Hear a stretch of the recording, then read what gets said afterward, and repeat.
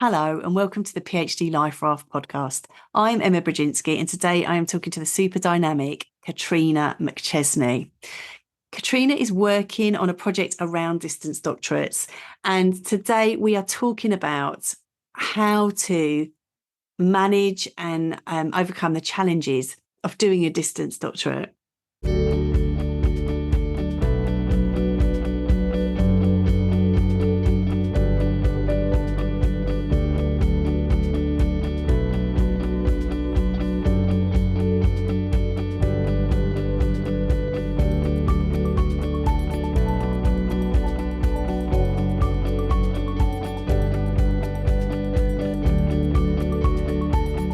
Hello, Katrina. Hi. Thank you so much for being here all the way from New Zealand. I was just sharing my. I know it just never fails to excite me that we can talk to people all over the world, and that's a gorgeous part of academia, isn't it? It's an international community, and I love that.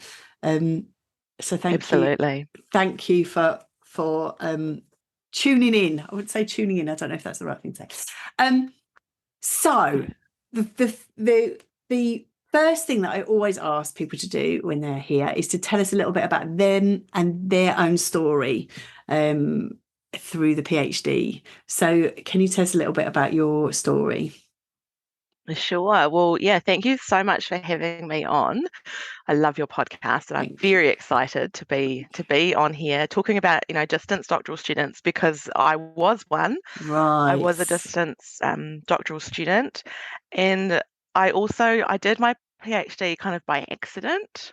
I don't know if you've had lots of I other love people. these stories. I love these stories. Accidental doctoral student. In fact, I think that I should do a book on this. Brilliant, brilliant. Because I can't possibly be the only one, right? Yeah. So I was working in the Middle East on education reform stuff, and this opportunity came up with a university that was actually running master's programs at a distance to Abu Dhabi where I was, and the Australian government had a fees-free arrangement for Australian and New Zealand citizens. And I'd kind of always thought I should do a master's one day, and this opportunity landed on my desk and it seemed legit. And I thought, well, this is a pretty good opportunity. So I got Amazing. underway. It was an MPhil, a research master's, and then I'm abbreviating here for time, but it became possible to apply for the conversion to upgrade my enrolment to a PhD once I got to a certain point and make sure the study was big enough and original enough and stuff. And so it became a PhD.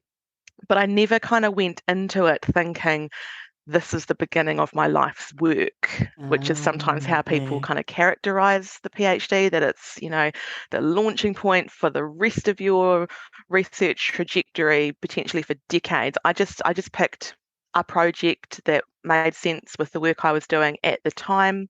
So my research was in education, looking at teachers' experiences of professional development over in Abu Dhabi.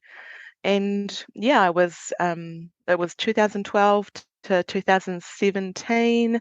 I had a year off in the middle when I had my first baby. I worked full time for much of it, and then we moved hemispheres in the middle of a PhD. Honestly, if you read my PhD acknowledgements, Oh, I get it. Right. it's like how much life can happen in No, 5 years, I was just doing that. So you had a baby, you were working full time, you've moved. Like how tell us how you managed that. How was that? And how did you manage that? Well, there just really wasn't any question of it being any different. Right, So I never right, sat down and made this kind of measured, rational decision that I should do this by distance. right. There was never any question that I would do it any other way. If I was going to study, of course it was going to be by distance because I was going to be working. That was top priority. I had a job. I loved my job. It was the reason that my husband and I were able to be in the Middle East. So it was only ever going to be distance study.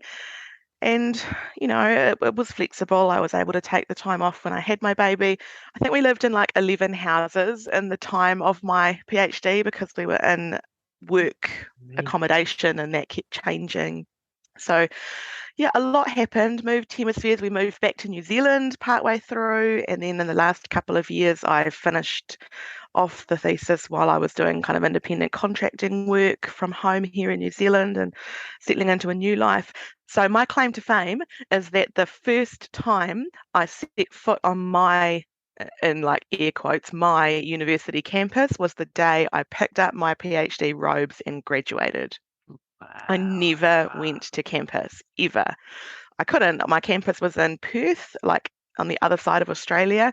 I was in Abu Dhabi for the first 3 years of it, and then New Zealand for the other 2 years. And people think like New Zealand and Australia are close. So it was like an 8-hour flight from New Zealand to my university. So it's not Right, super close. right. No, not at all. Blimey. It's about as distance as you can get that I literally never went. I Yes. never went to the library once. Everything happened online or at a distance for me. Oh, wow. So there's a lot there. And I wonder, well, how was it then to go on the day of graduating? It was kind of surreal. I had a Yeah. work colleague who'd done his doctorate at the same university, and he had told me about graduation. And Right. it was Australia, it was February, it was summer. They had an evening, afternoon graduation. They had it outdoors in this beautiful kind of natural amphitheatre, and then they'd have fireworks at the end. And I'd heard this from him. I hadn't seen any photos, but I'd heard this account from him. And so I'd kind of visualized that all the way through to help me. Yes. You need that Yes. Yes. visualization of the end. I'd visualize what it's going to be like. I'm going to have fireworks. I'm going to graduate. I'm going to time when I submit my thesis to make sure I get to go to the summer graduation with the fireworks. Yes. but yeah, I didn't feel any sense of, loyalty or connection or this is my place when I Right. graduated. Right. I knew my supervisor. I had met her a couple of times because she had visited Abu Dhabi and we'd met up at a conference. But yeah, there wasn't the sense of, being at home or reconnecting with place when I graduated. It was just this is the experience I have been visualizing, and the fireworks were fabulous. It was very special. Blimey. I mean, this is setting the bar high, right? Fireworks for graduation. I just wondered, did you know any of the other PhD researchers there or Not at graduation. right? There were a few in Abu Dhabi. So the university had come kind of on purpose to try and Right. establish a bit of a node of Right. students over where Right. I was. But by the time I graduated, I was living back in New Zealand again. Um, and yeah, I was the only person I knew at graduation. It was just me and my husband. I left my 5-year-old at home with grandma and grandpa while we Wow. went to Australia to graduate. Wow. Yeah, it was Wow. just So it's kind a of it was us. yeah, and a very different kind of experience. To well, each graduation I think is always unique because you kind of you walk that walk and there's something in that, but this moment where you literally hadn't been there before, that's really literally crossing a threshold there. Yeah. So this is what we're talking about then. We're talking about distance doctorates and this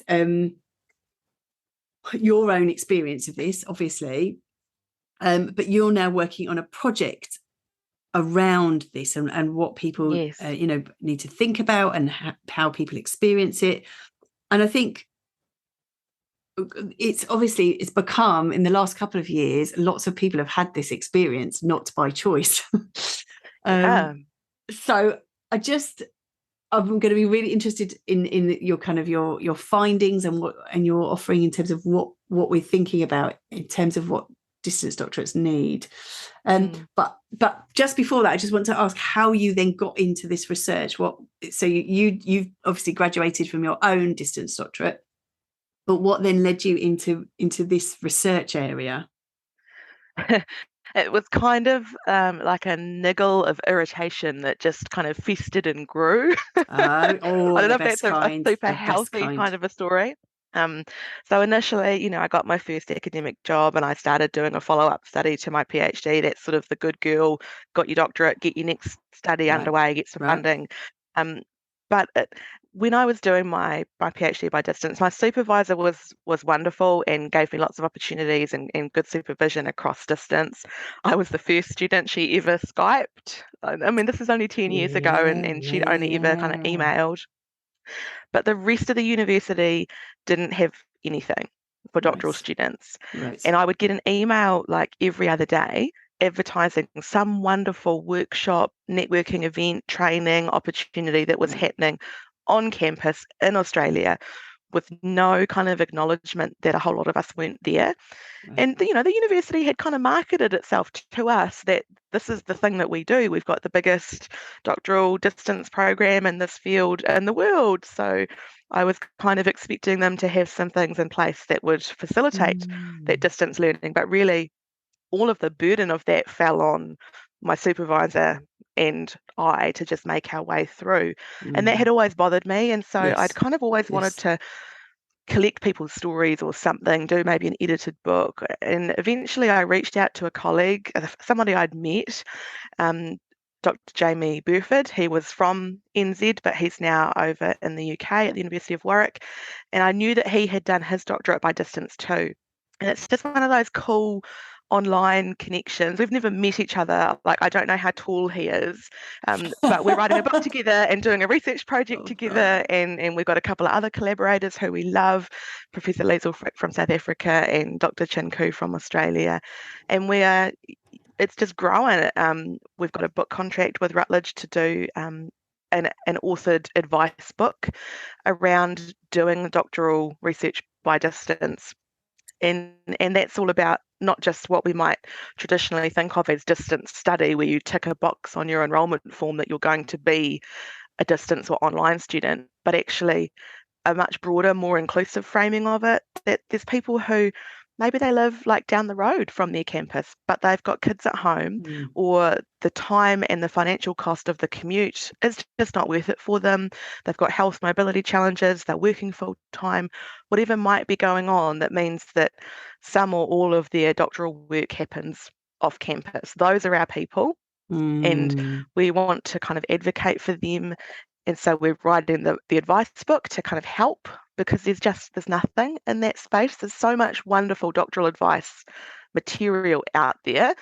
This podcast, lots of blogs, lots of books, but there's very, very little in that distance space. So we're working on that, and we're doing a big international study just to start by kind of capturing people's stories and experiences. And by the time this podcast goes out, we will have just finished our survey, and it's been amazing looking at the early data, the diversity of people's experiences, the amount of life that goes on for everybody during the Mm. period of a doctorate, and the unexpected things like COVID that have forced a whole lot of Yeah. people to study off campus when that wasn't their plan, Yeah. or they've travelled overseas to do their field work, collect their data, and they can't get back because of border restrictions, all sorts of scenarios that have affected people. So we kind of don't want to buy into the idea that studying by distance is somehow second best, and that you're kind of Yes. settling for something that's not the ideal. We're very much about this is important, this is powerful, this is an enabler. Distance can be amazing, and it makes it possible for lots of people to do a doctorate who wouldn't be able to otherwise, for financial reasons. They need to work, or because they're caring for children or family. Doctorates can be done away from campus, and that can be fantastic, but we have to get better at talking about that, and planning for that as institutions and as supervisors, and equipping students, helping them to connect, and those sorts of things. Love it. I love it. I love this idea of the distance doctorate as an enabler. And Yeah. because as you say, there's all sorts of reasons why people might not be able to do things, and that this might enable them to jump those barriers. Yeah, I mean, Love that. people do doctorates from jail. True Yes. story, Yes, yes, yes. Yeah, yeah, yeah. And I have this hunch. So if any of your listeners can like answer this for me, I'd be so thrilled. I have this hunch that somebody must have worked on their doctorate from space, because they're all like scientists up there doing fancy experiments and things. There must have been a doctoral student Yes. who went up there, but I can't find. I tweeted NASA. They didn't write back to me. Shocking. But there must be somebody who's worked on their doctorate from space. There's people in refugee camps. There's people in jail, and there's people who just prefer to be at home. They want to not leave their pets at home all day. They maybe have social anxiety. Maybe their university environment is actually quite toxic and mean, and they are healthier and better off just choosing to be at home. Oh, Such a here's huge, that. Yeah. diverse cohort, but why should they be kind of, oh, well, you're going to miss out on all of the training and the institutional climate and the sense of peer community and companionship? That's not okay. Well, here to that. And I love this idea of like extreme PhDing. Like you have extreme ironing and things. Extreme, the most extreme place to do your PhD in space. And I'd love that you tweeted NASA. That is awesomeness. Right. So you're in there, you're doing this work. I love that you're doing it in form and content too, so that you are actually distance collaborating. And so tell us then what you've been discovering and what you're starting to kind of you're starting to collate these thoughts and advice. Where are you at with your research just now? Yeah, so it's early stages at the moment. The survey is just closed at the end of October. So we are starting to look at the early data. What we're seeing is actually a surprising number of people have said to us that just answering our survey about their distance experiences was really powerful for them, that it validated their story and it gave them an opportunity to actually reflect on what's been helping them and to kind of become conscious about the things that they do that help them, to name the barriers that they've faced, because that kind of positions the reason for some of the struggle outside of self. Right. Sometimes, Right. the PhD is, or any doctorate, it's not just the PhD, all of the doctorates, they're so full of that imposter syndrome, that sense that maybe you're not cut out for this. And because there's so many challenges along the way, that can just feed that all of the time. Oh, the reason I'm finding it hard is because I shouldn't be here in the first place. And so actually the process of being invited to reflect on their journey and name the barriers has helped them acknowledge that this is not just on me. My university has done some things well and some things not so well, or I've really tried to make connections, but I've struggled, or travel, COVID, all of these things. It's important that we don't over blame ourselves for things that are outside of our control. So that's sort of an unexpected finding. Definitely, there's a lot of people saying that their supervisors have gone above and beyond and done everything that they could. Hooray for that. To mitigate, to mitigate the distance. They've been available, they've been responsive, they've Zoomed. Supervisors who have brokered things for their students. So we know from people like Trish Jackman's research how important it is for doctoral students to be connected to peers, so that they realise that everybody's journey has these ups and downs, and they have moments of giving advice and moments of receiving it, that kind of thing. But that's harder if you're not on campus and in the tea room or the doctoral student workroom. And so supervisors who have brokered those connections, they've deliberately, you've come in, I'd like to introduce you to this student of mine, and put them together to help get that started for distance students. Those sorts of things have been great to hear. But definitely a lot of wider institutional improvement needed in terms of making training and things available, because it's not just the fact that people are at a distance and so they need a Zoom link. It's also understanding why people are at a distance and the difference that might make. If people are at a distance because they have family and care responsibilities, they may not be available at your chosen time for a Zoom workshop, or they're at a distance because they're working full time, or because they're on the other side of the world and therefore in a different time zone. So it's not enough to just say the workshop's happening at 2:00 on a Thursday, here's the Zoom link. We also need a recording afterwards, because we recognise that we're going to have students in all of these scenarios who genuinely would love to come but can't show up at the time and day of your choice. Oh, brilliant. And do you find that you've started presumably to make contact with institutions? Are you finding that people are receptive to these changes? What's been the kind of response? Yeah, we've had the opportunity to give a number of talks and workshops. The first one was with the Smartin group in the Yes. UK who are interested in doctoral student mental health, and then at a number of conferences. And people have been really receptive, and we really admire and applaud that.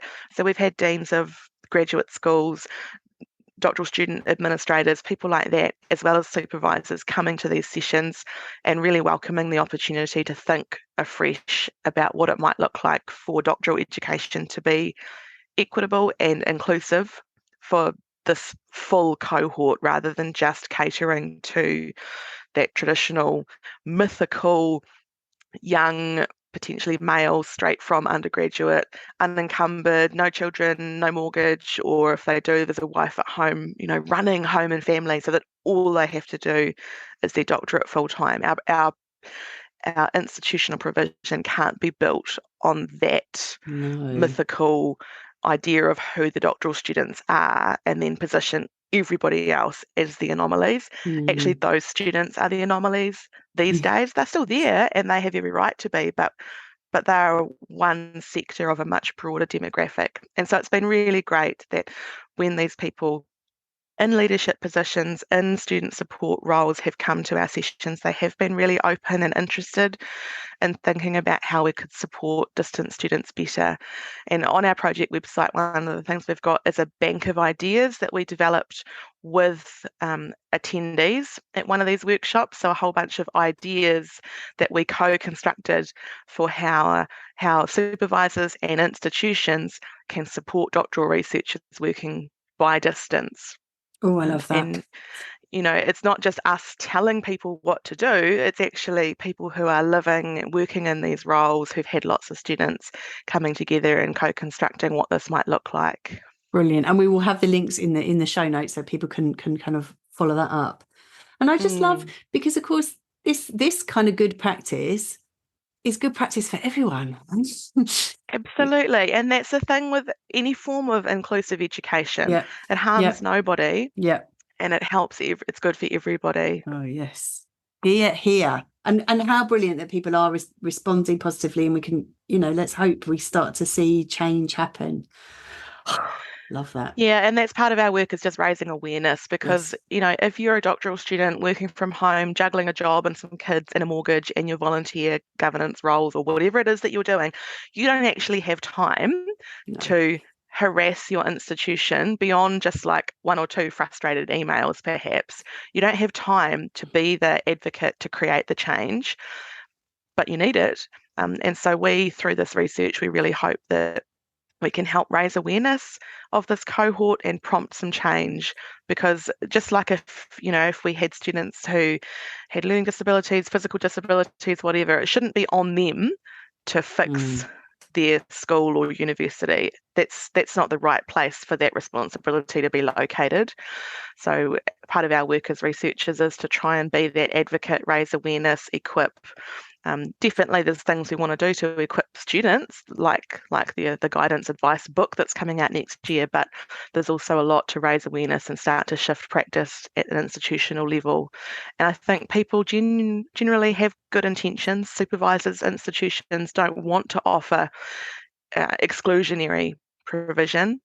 It's just that people are busy and there's been ways things have always been done. And so the opportunity to come in and reflect and think differently so far has been quite well received, and that's really promising going forward. Amazing. And what a gift that you're giving in doing this work. So thank you for that. So I'm aware of time.